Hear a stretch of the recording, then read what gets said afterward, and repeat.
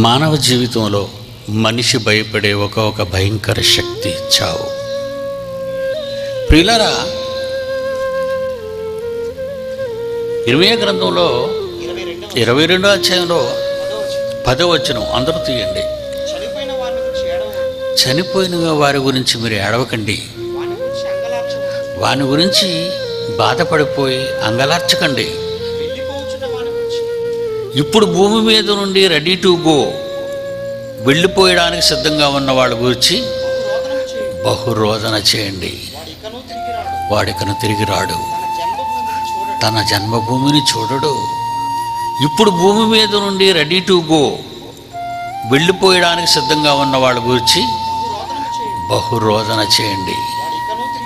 వాడికను తిరిగి రాడు, తన జన్మభూమిని చూడడు.